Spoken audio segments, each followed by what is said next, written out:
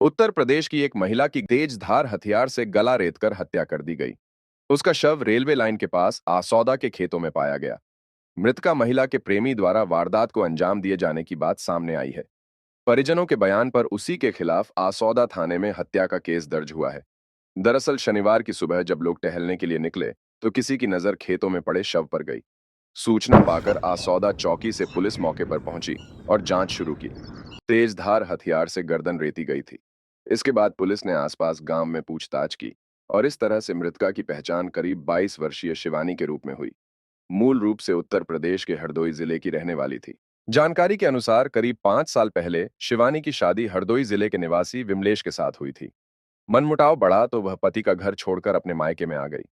फिलहाल उसके मायके पक्ष के लोग बहादुरगढ़ के गांव जाखोदा में किराए पर रहते हैं। इसी दरमियान शिवानी यहां पड़ोस में रहने वाले यूपी मूल के सौरभ के संपर्क में आई और करीब 8 महीने पहले उसके साथ कहीं चली गई। हाल ही में करीब 1 महीने पहले शिवानी अपने पिता के घर वापस लौटी और उसने बताया कि सौरभ उसके साथ मारपीट करता था। पुलिस को दी शिकायत में चक्रपाल ने कहा कि हमारी बेटी शिवानी अपने पति विमलेश के साथ रहना चाहती थी, लेकिन सौरभ उस पर दबाव बना रहा था। 7 जून को भी सौरभ उससे मिला था। उसने रात को शिवानी को बात करने के लिए बुलाया, जिसके बाद वह नहीं लौटी। रात करीब 2 बजे मेरे बेटे ने शिवानी के पास कॉल की। कॉल सौरभ ने रिसीव की और कहने लगा कि मैंने तेरी बहन को खत्म कर दिया है, कफन की तैयारी कर लो। फिर हमने सौरभ व शिवानी की तलाश शुरू की, लेकिन नहीं मिले। सुबह शिवानी का शव खेतों में मिला। सौरभ ने रंजिशन गला काटकर शिवानी की हत्या की है। उसके खिलाफ कार्रवाई की जाए। वहीं आसौदा चौकी पुलिस ने जांच शुरू कर दी है।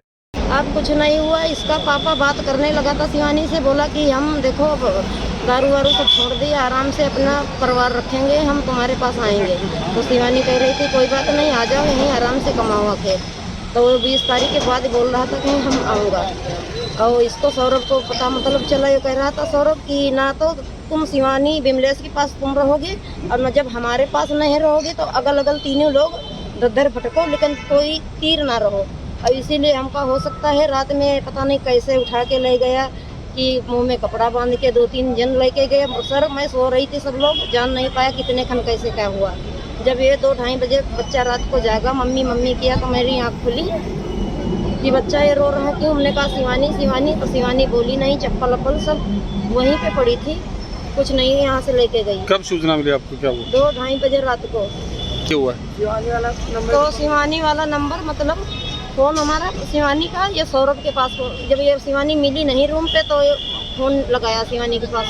ये सौरभ उठाया 15-20 मिनट, इसने बोला नहीं कुछ, बस कॉल जा रही, बोला नहीं। फिर बोला कि देखो शिवानी को तो मैंने ख़त्म कर दिया है और उसके दफन के लिए तुम कफन खरीद रखो और अब शिवानी दुनिया में नहीं रह गई और उसके लाश तुम ढूंढ लो के जाके, ऐसे बोला। तो हम लोग उसका रूम भी नहीं जानती थी सौरभ को, तो पता करते करते सुबह